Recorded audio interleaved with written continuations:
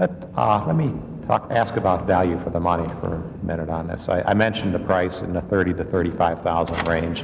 I think it's actually going to start around 32.5 full sticker price, and probably go up to 35 fully equipped. What do you think about that price for this vehicle in terms of value for the money? Would you say it's a good value, fair value, poor value? Before we answer that, can we ask for a clarification? Sure. Does that include both tops and hard? No, that would not include a hardtop for that price. We'll talk about hardtop in a minute, separate. But it'd be 32.5 convertible soft top, up down. Yes, Bob? Another thing that would help me answer that question would be what powertrain is going to go in the vehicle?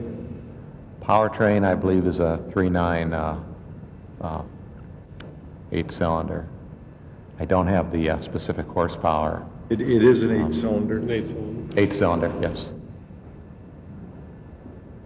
Is this a heavy car? I mean, what kind of weight are we talking? It's a solid car. It will have outstanding handling characteristics. Its platform is basically off the Do 98, which is our new entry luxury vehicle that we're designing, all new platform. So the handling would be competitive with that of a Lexus ES300. We'd like to see it close to the BMW between the 3 and the 5 series. It will have an outstanding handling package. My comment on price is that a lot of times we talk about our low price and they get a base price, and by the time you put the reasonable options on it that most people are going to want on the car, it puts it way over the top and it turns people away. This would be pretty fully equipped for that, yeah. for that Dottie, yes. It's seen as a sporty luxury car, and there will be a few options, but minimal.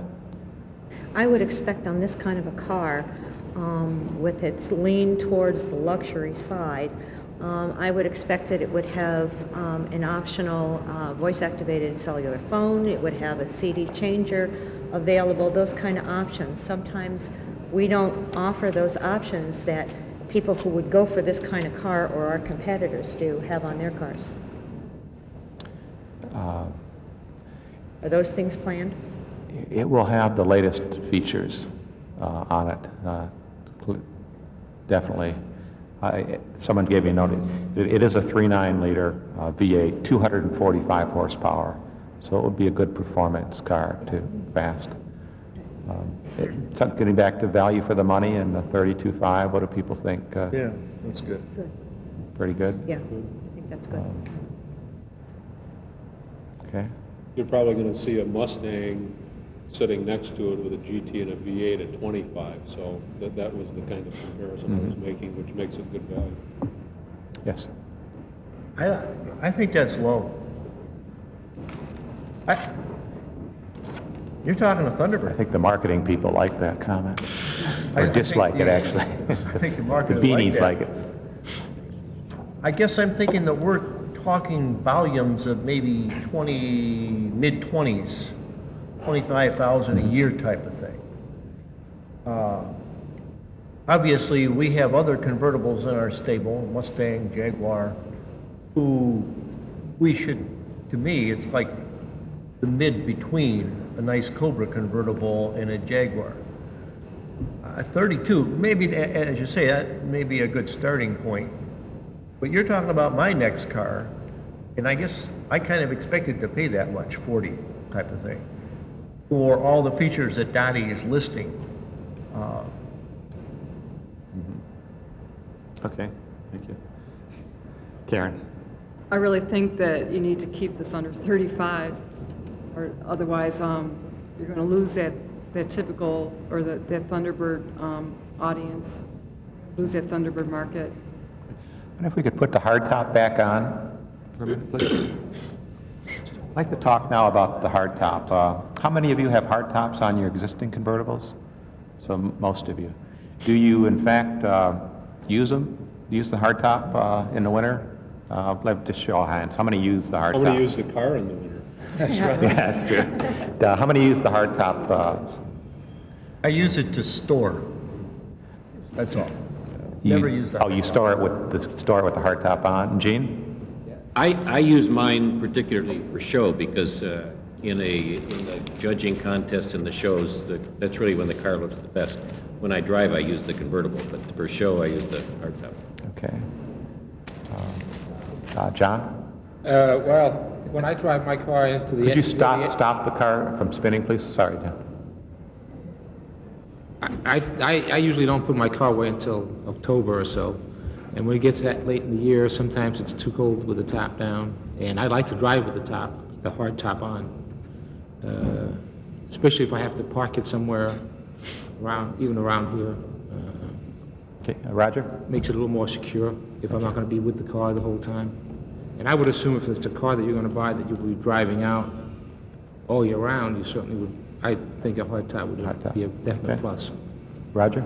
I don't have a show car, so I try to drive it year-round on nice days. So you might go out at lunch next month and see me bugging down Oakwood in it. And I put the hardtop on because back then, we didn't make convertible tops that had padding and headlining insulation in them, so it's quiet. I mean, I've gone on trips recently with a friend of mine in his late model Mustang convertible, and I hardly knew I was in a convertible compared to my Thunderbird. So from the standpoint of do you need both tops, convertible tops aren't like they used to be. So I could live with the car with a convertible top only if it's going to be quiet and fit like the Mustang does and the Jaguar does, because the hardtop just becomes something you have to find some place to put. What do you think of the hardtop? What's the hardtop do for the car? Any comments on that? Looks good. So Yeah. Thunderbird. Done. Yes, it says Thunderbird. It looks good. It's well proportioned. It's modern. It's a little more modern than the old one. More backlight. The portholes are flusher. I like the Chris character line down the side, between the side and the roof panel. I think it's a very well executed piece. My comment on the hardtop, I put mine on November 1st because I drive it till Thanksgiving and I pull it out in March. But I go back to the original 57 sales brochure that says for those people that live in the winter states, having a hardtop in snow and ice country and ice storms and that and the extra insulation, I think if I would buy this car to drive in the winter months, I'd want a hardtop for the winter.